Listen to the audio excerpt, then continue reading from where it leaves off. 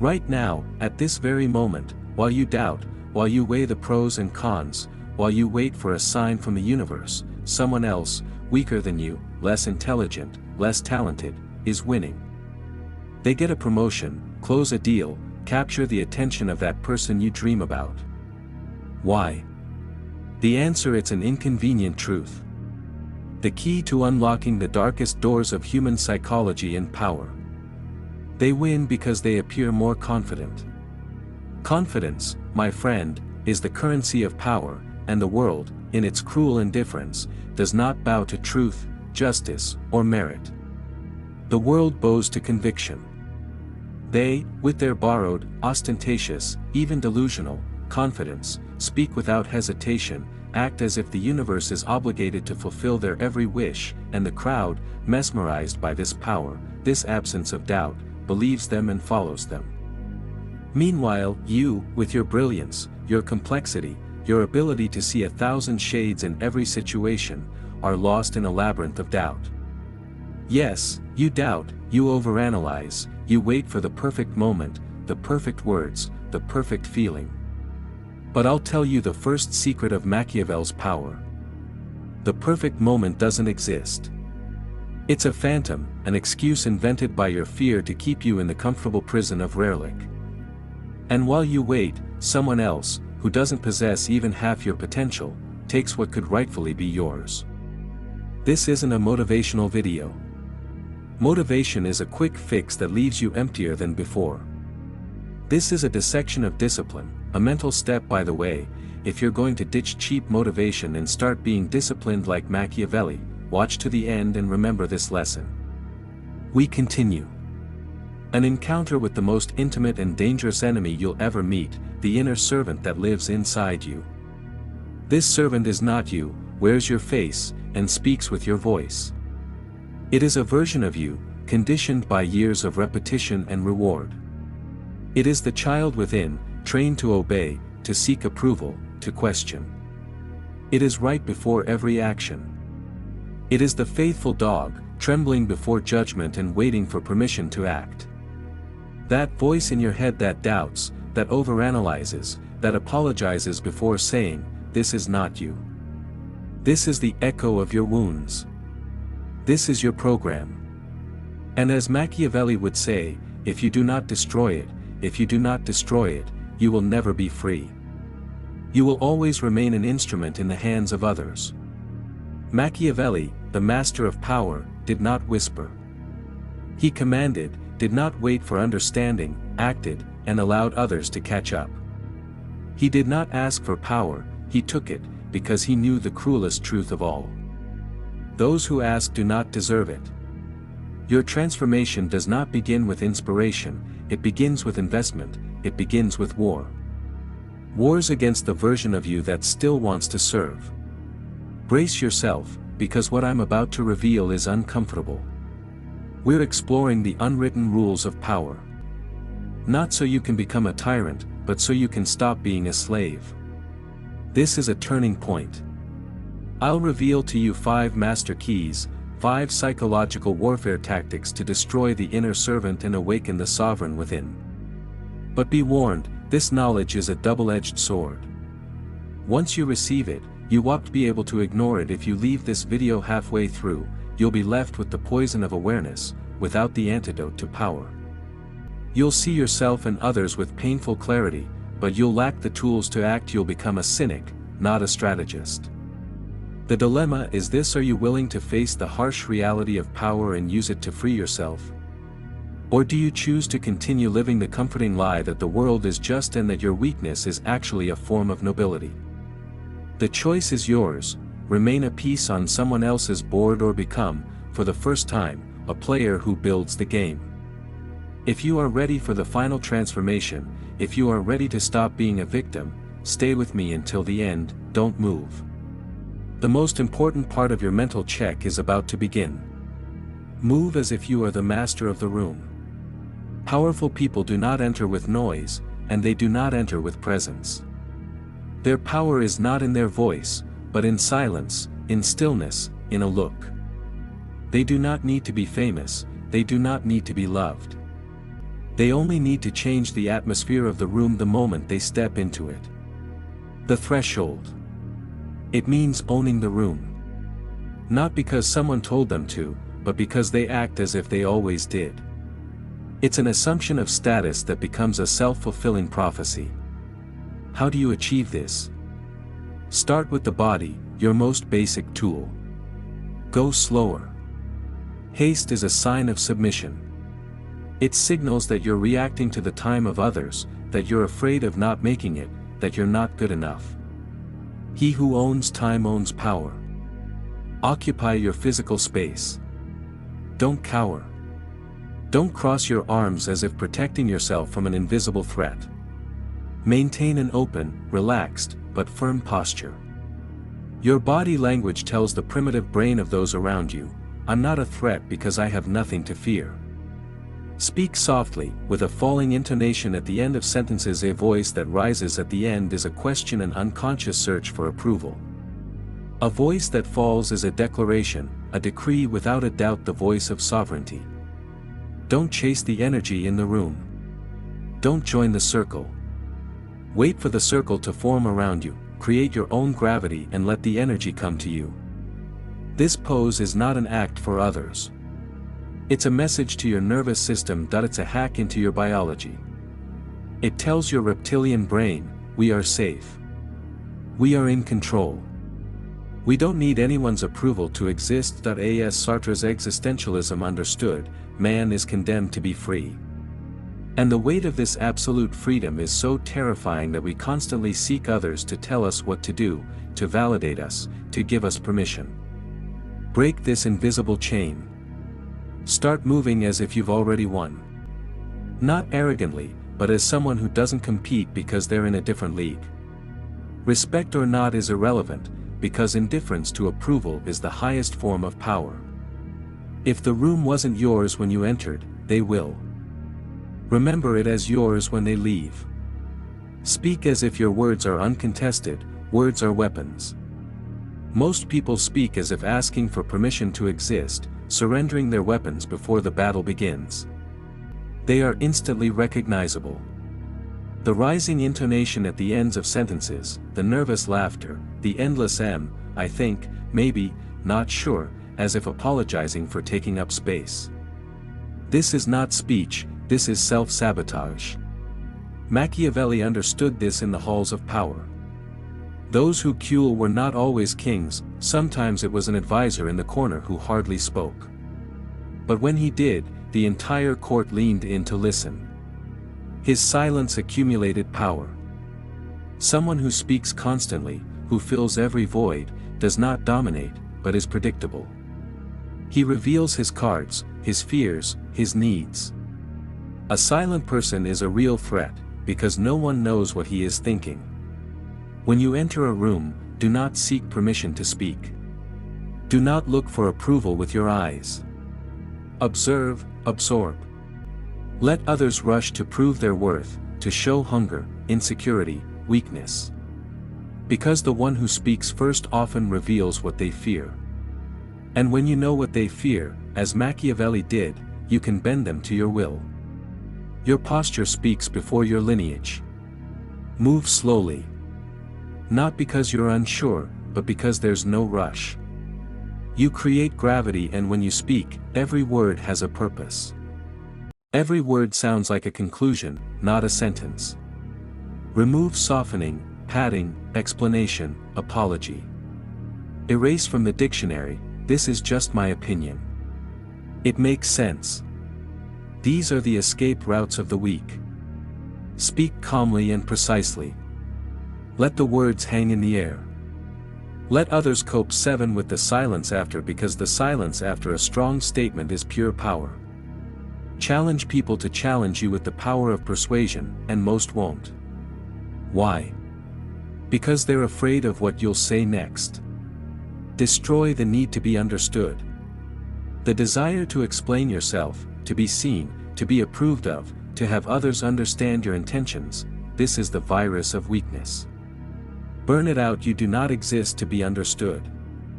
You exist to move the world around you strategically, surgically, quietly. Kill the habit of emotional reactions. Emotions are real, but in the game of power, they are irrelevant unless they are instrumentalized. If you're angry, don't show it. Transform it into fuel for disciplined action. Insulted? Don't respond. Use it as leverage to understand your opponent's weakness. Doubting you? Don't argue. Use their doubts as silence, and let the results speak later. This is how powerful people are built. They don't become robots, they become unassailable. When no one can move you emotionally, when your reactions are unpredictable, they can only observe your precise and intimidating manner. Let others seek peace, harmony, and understanding. You seek clarity and control because the world doesn't care about your feelings. It responds to what you project: confidence, direction, gravity. When your personality becomes unshakable, you become dangerous. Not because of violence, not because of noise, but because you are emotionally unavailable. They can't provoke you, they can't tempt you, they can't sway you, because you belong only to yourself. And that's what makes you unforgettable. That's what creates a legend. Not noise, not fame, but a powerful silence, cold clarity, and unwavering consistency. Turn rejection into control. For the weak, rejection is destruction; for the strategist, it's strength. Rejection is clarity. Most people live in a fog, not knowing who respects them, who uses them, who fears them. But a firm no cuts through the fog like a knife. Now you know who's blind to your value. Now you see where your strength hasn't yet manifested itself. The weak perceive rejection as a wound, a confirmation of their inadequacy. The Machiavellian sees it as pure information. Data. What to do with this data? Sharpen your strategy, strengthen your image, increase your value, and so those who once ignored you now explain their behavior by pronouncing your name. Next time, they won't even have to reject you. You've already moved beyond their reach. This control is quiet, constant, graceful. Next step. Prepare your comeback. The goal is never revenge. Revenge is a burning emotional passion servants. Machiavellian power is always calculating and cold, so you don't seek revenge. Time and the mistakes of others do their work. You appear only when your presence creates discomfort, when your success is so visible that attention is unavoidable, when the one who rejected you watches you dominate the same space where they thought you didn't fit. In this moment, you say nothing, show no malice, sarcasm, or ego. You offer only a glance, or better yet, no glance, because now you're not seeking acceptance, you're setting a standard, and they, through their initial rejection, have proven they don't measure up. Reframing the narrative. Rejection is only valid if it feels like you were pursuing something that was denied you. Rewrite the story for yourself. Not for them. You weren't rejected. You chose your way out of a game too small for you, you allowed them to say no, observing their behavior, assessing their judgment, giving them a chance to show discernimento in recognition of strength and value. They failed, and in that failure is all you need to know. Now you disappear and improve. Rejection isn't their decision, it's your filter.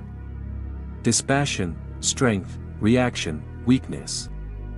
Analyze every interaction like a chess game. The opponent, consciously or not, is moving the pieces to provoke a reaction from you. Passive-aggressive comment, veiled resentment, venomous praise, subtle disdain. These aren't attacks, they're tests.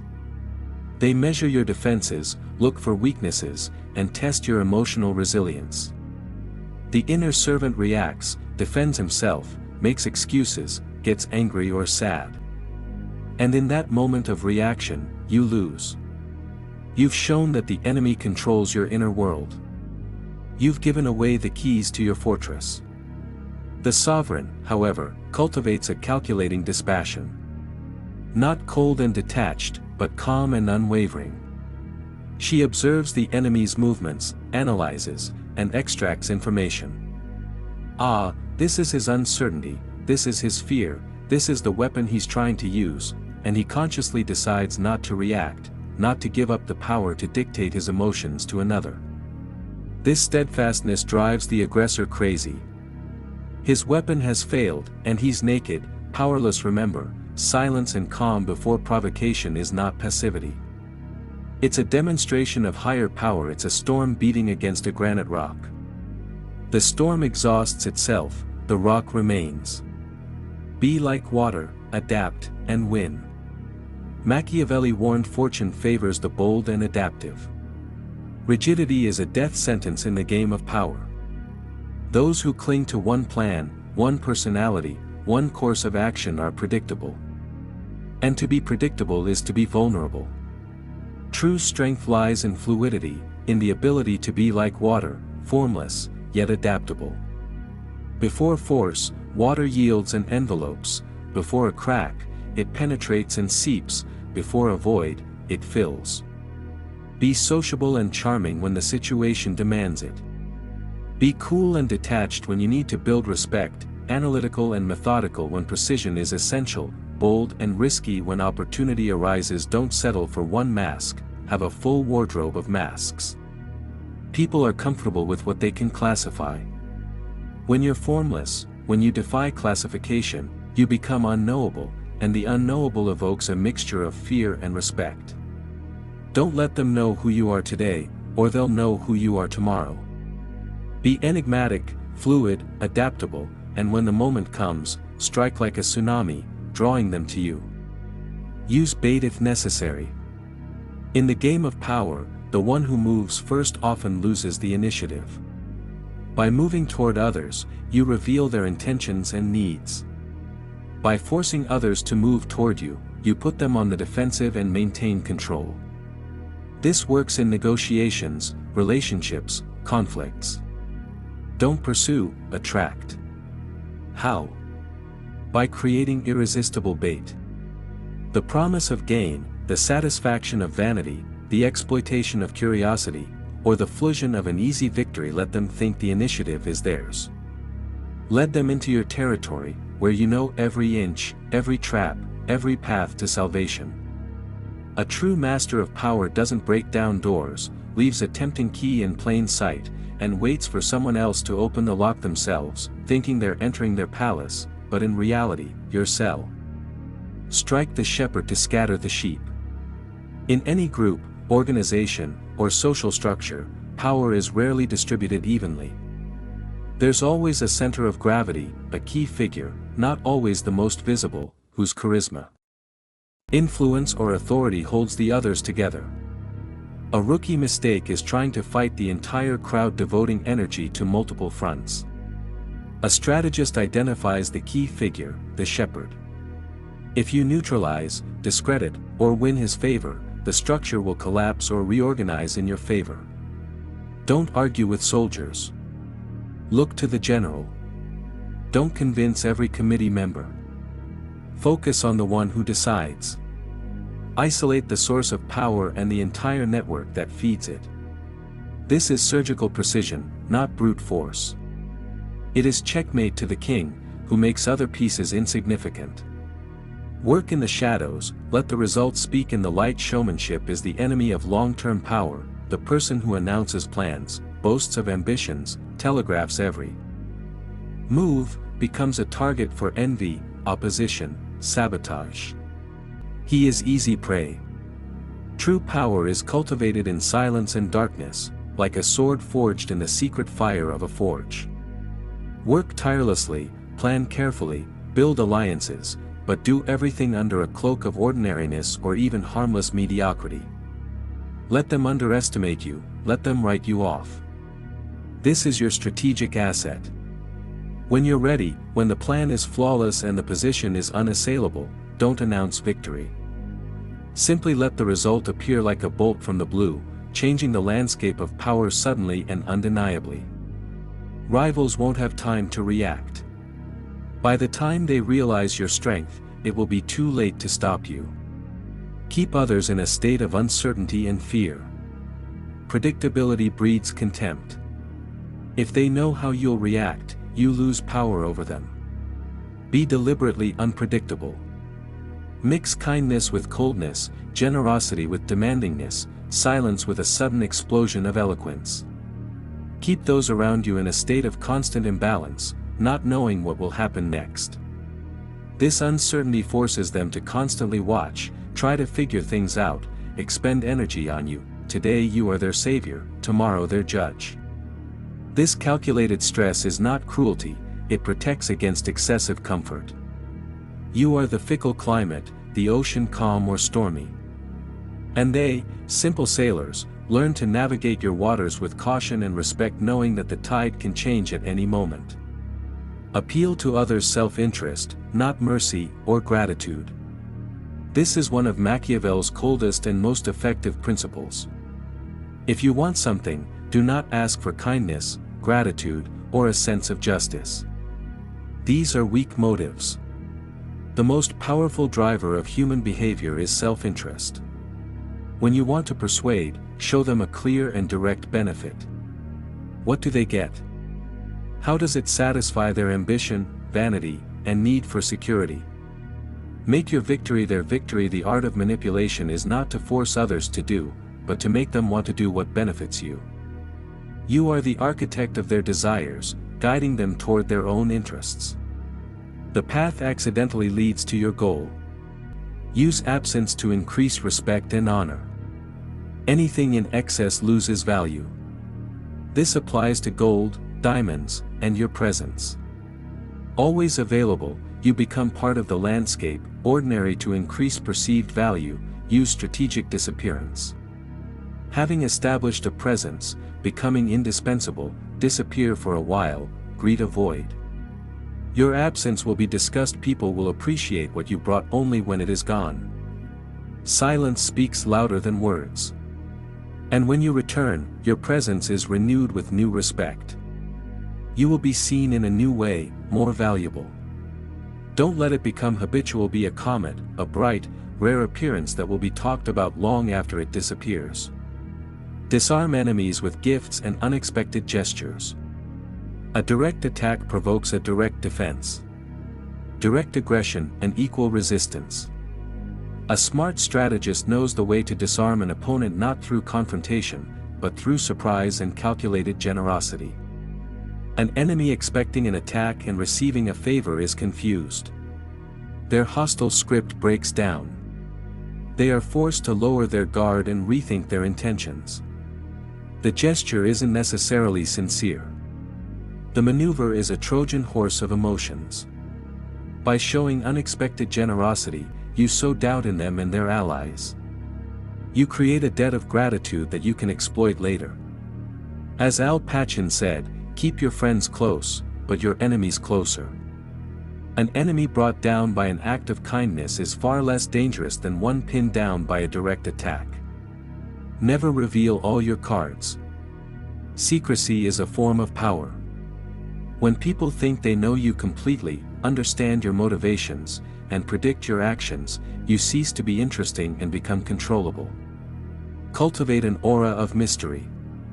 Talk about your accomplishments, but don't reveal how you achieved them. Show off your skills, but keep one or two in reserve.